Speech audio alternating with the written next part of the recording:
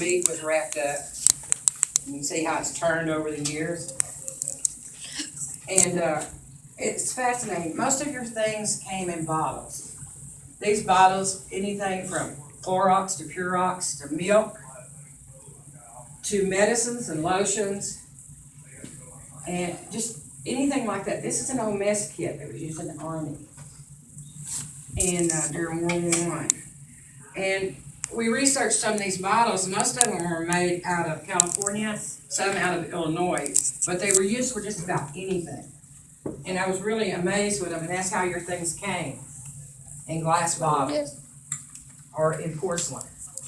There was one thing back in that room back there, when electricity first started, you had old wire things, and you had what we call knobbing tube. It's like porcelain.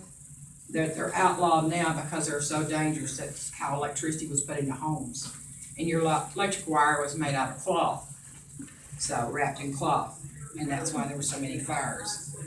On this wall here, Jimmy and I started a project. It's called a wall of remembrance. We want pictures of every employee of Derek's and Weyerhaeuser put on this wall. So your grandparents or your parents, any of your family, if they've ever worked at Weyerhaeuser, get a picture of them, or at Derek's, bring down here and hang on this wall with their name and what department they worked in. Let them be remembered, because it was hard work out here. We did have a few deaths up. I don't know how many Derek's had, but I know there were 3 while I was here at Weyerhaeuser. And it's awful, you know, working in the lumber industry was hard. It got easier as time went on with, you know, with computers and bigger saws. Used to, they'd have to ride the logs through and pick them up by hand and put them through the machines and the saws. So you know how dangerous that could be. And I'm not from here. I'm from Amity, Glenwood. So my husband will tell you, all this project started from him making a display of old mountain pine when Derek's was here. And he can tell you more about all these other things and these pictures that are slowly coming in. And there's 2 pictures that are not of mountain pine. There's one thing over here, the medical arts building. And somebody said, well, why did you make the medical arts building?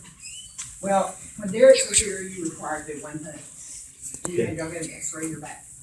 Your x-ray come first. If you couldn't work, then you'd have to go to the medical arts building there to get it. Because they didn't have the machines and stuff in here to do things. And this is Main Street. And this is just a couple streets in Mountain Pine. Like 8th Street, 9th Street, 10th Street. Back then, 10th Street ended with 3 houses on it. And the road to it was just a little old path that drove down to their houses. And over in the quarters, their main street had the church, that's where it is now, over on this side. And there was 5 houses down. And this is still under them, because this was all brush here. And this was called the Barrel House. But it was a motel too for construction work. When they come to work on the mill, because they had one crew that went to all the Derek's mills and did all the construction. And here was the hotel in Mountain Pine for all the construction workers, the ones they had room for. And this was the movie house. Had a movie every Saturday. And this was the general store. Everybody had an account at the general store. When you go upstairs, you would get your check, take it to one vendor and cash it, and take it to the other vendor and give it back to them. Pay your bill. And here was your doctor's office, post office, and barbershop. Let me add something in here. Doris Singleton told me that she used to work in a movie theater selling tickets, so she could make a few dollars so she could run over to the pool hall and play pool. That's what she liked to do. She didn't care about the movie. She wanted to go play pool. So That's how she would make her money. And she says she spent a lot of money too. Anyhow, this was the main office, which is still down here. And this house here, it was like a commissary in the back and a file and grinding in the front. People could go down there and eat every once in a while if they wanted to. And the building up there was a warehouse. And there at your school, that was the first high school or a complete school at Mount Pine. That had every one of your grades in, 1st to 12th.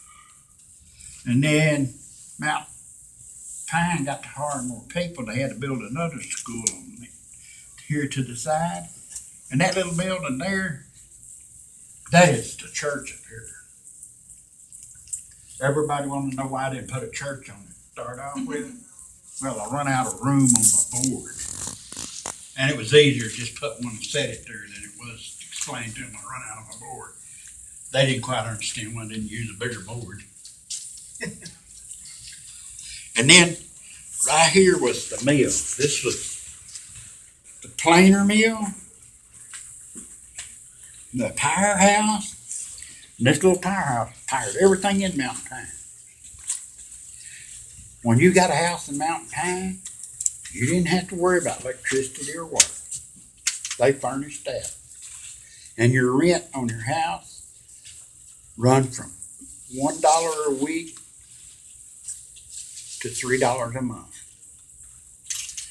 And there was your sawmill where they run. They only had one big head rig in it, but it run constantly. And over here is dry kilns and your stacking section over there. They had men stacking wood. And every time I asked somebody about it, they said they had some really big men stacking wood that were green. And then your dry kilns, then they dried it, and they come over here to the reworker. And the reworker planed it down, got it the size wood they wanted it, brought it here to shipping, and then from here, they loaded it on a train and sent it to wherever it's gonna go. You said there was a head unit? What'd you call that? Head rig. Head rig? Yeah. And what is a head rig? A head rig takes a big log, it will actually run it up the mill, slap it over on the saw. There'll be big cylinders, roll it over on the saw, clamps will grab it, and then they'll run and they'll cut one side of it off. And then it'll flip it. And then it'll bring it back and cut the other side off and flip it, cut again. It'll do it 4 times. And then after the 4th time, then it starts cutting slabs of wood off of it. So is this like a big bandsaw or a big circular saw? Well, a big bandsaw is what they used, because the bandsaw could get them going and coming. The circular saw was only good for one way. Yeah, they started out with the circular saws and they would lose a lot of wood. You know, now you have computers will tell you what you can get out of each log. But back then, they had to pretty much estimate. Yeah, the man in the band, the head rig, he was sat there and he was separated down the line.